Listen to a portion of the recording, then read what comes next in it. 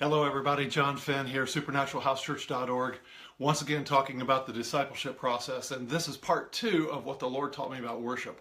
And this whole visitation lasts about 35 to 40 minutes, so I've got to condense things and hit the high points here.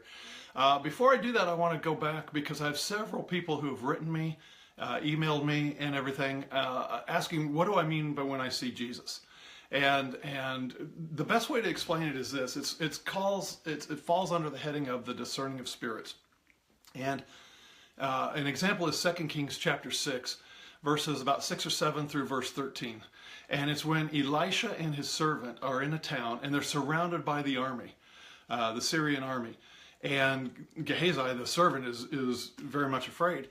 And he says, what are we going to do? What are we going to do? And Elisha says, Lord, open his eyes so that he can see. And it says the Lord did so, and he opened his eyes, and he saw they were surrounded by chariots of fire, and the angelic chariots of fire, the army of God. And so it's very clear that Elisha had seen, he wasn't panicked because he saw the natural realm, he saw the natural army that was surrounding him. He also saw the angelic army. And that's when he said, Lord, open up my servant's eyes. And the Lord did so. So for me, it's the same thing. It's like parallel universes. It's like an overlay. It's my eyes are wide open in the spirit realm, but my spirit man also has eyes. Your spirit man has nose, ears, etc. You look like yourself in your spirit man. It's just with your physical senses, you touch the physical realm, and with your spirit man senses, you touch the spirit realm. And so that's how people hear angels and smell the aroma of the Lord and different things. It's with your spirit man. It's not with your natural senses. So that's why in this visitation, there I was in the midst of this concert, my eyes wide open, and the Lord came walking around the sound booth and started talking about worship. He said, I want to teach you some things about worship. And I shared last week how he talked about how it's individual, that the Father is looking for those who will worship him in spirit and truth. And you can understand this because if you think about a little child, who gives you a kiss. If you're a mom or a grandma, do you want a kiss from that child and then them to say, can I have some money, please? I give you a hug and a kiss, and now can I have a $20 bill? And if they do that, you think, oh man, there was an ulterior motive attached to that kiss and that hug that they gave me. And I brought out last week that the word worship in the Greek is proskuneo, which means pros is towards and kiss is the word kuneo. And so that the Father is searching for those who will give a kiss towards him out of their heart, in spirit and in truth, that is, with no strings attached and everything else. So I had brought out the point that I'd concluded last week and talked about how the Lord said, now watch, he's going to use the congregation as an instrument of worship. And I talked about how really Daryl had stopped the concert and to a degree. They were still singing in the spirit and everything. And he got people clapping in unison. And as they were going, he just slowly then added in a guitar here and a guitar there and the keyboard there and the drums there. And so that the singers and the instruments were as one, so that the congregation was actually an instrument of percussion. And they're worshiping the Lord, and the congregation would take the lead because the worship was coming forth from their heart, because that individual worship, and they were now one. And then the band would respond, and then the band would take the lead, and then the congregation would respond. And there was this giving back and forth.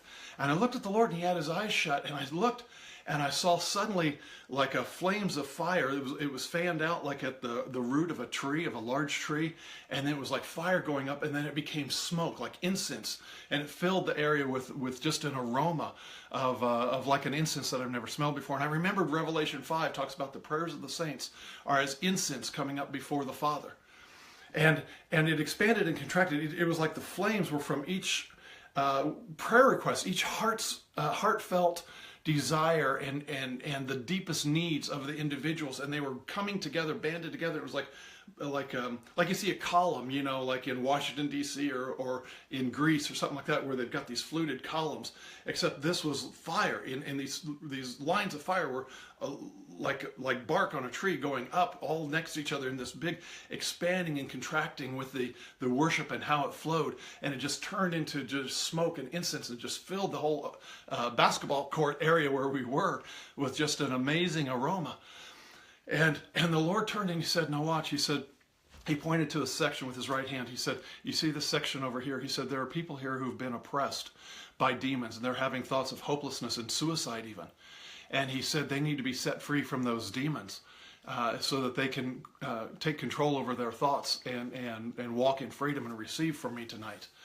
And he said, I'm going to call for a solo on a guitar, and you'll see what happens. And about 30 seconds later, Daryl turns to one of the guitars and he says, "Take it," or something like that. And the guy starts off on a guitar solo.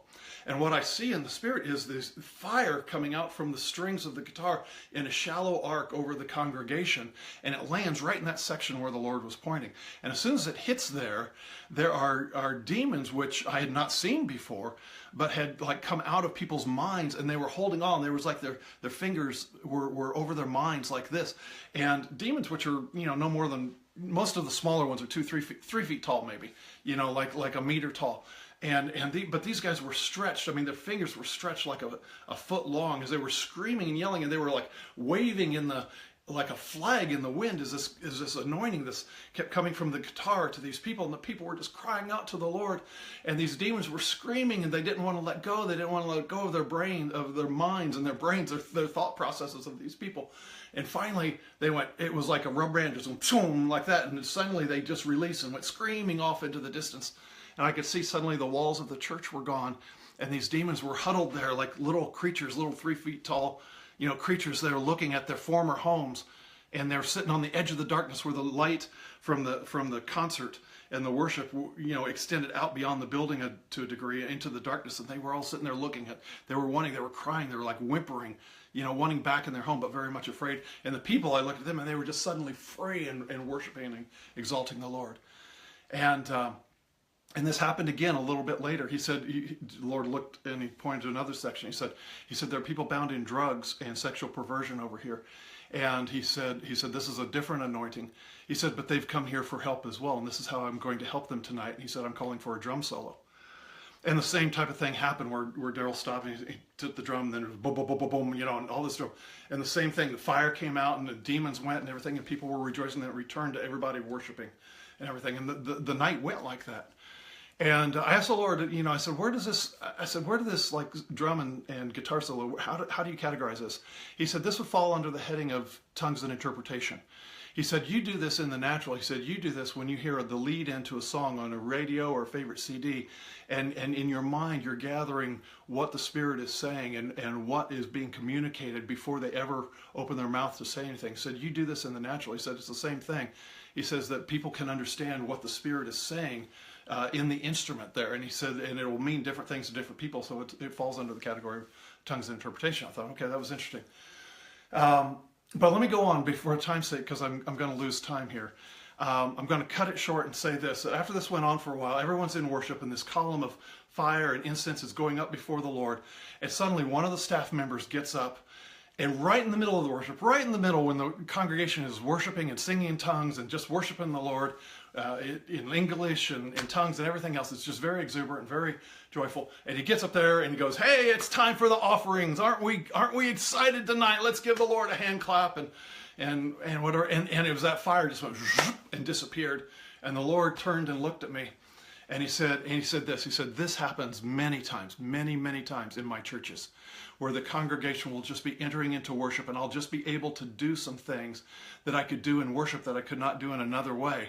And then it's cut off to keep with the structure or the schedule of the service." He said, "This happens many times."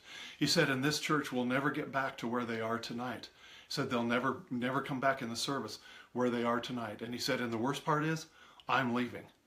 And with that, he did his customary 1 step, 2 step, and then partway into his 3rd step, he disappeared with that, his foot lifted, and I knew he was appearing to somebody else somewhere on the planet. And, I came away from that just realizing that it's personal. And I'll close with this because I've only got about a minute left. As much as I learned about that, there was another experience that I had that was real brief, where it was at a Sunday morning service, and it was intense worship, same church, intense worship, and suddenly I saw about 50 or 60 angels all around the flooring there where the band was and everything, just dancing before the Lord. And there were some people that were dancing as well. But there were 50 or 60 angels, and it looked like a mix of everything from an Israeli line dance type of thing to an American square dancing type of thing, where in like this and out like this. But you got to understand, angels are guys. They look like they're in their late 20s or early 30s, and they have the innocence of toddlers.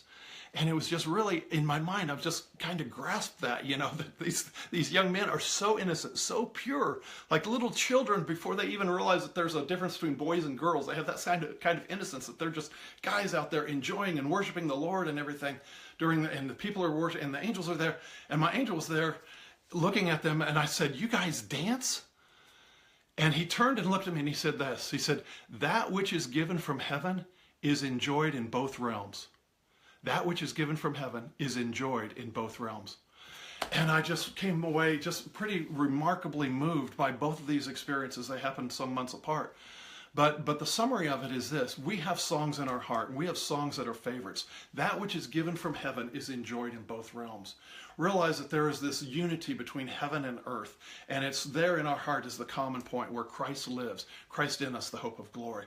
So out of your heart, worship songs of your own doing, songs which you recognize, maybe favorite song from a CD or MP3 or whatever, that is a song given from heaven, but form joyful noise, worship the Lord, and I hope this has been a blessing to you. I'm running out of time today, so God bless. A new subject next week. All right, bye-bye.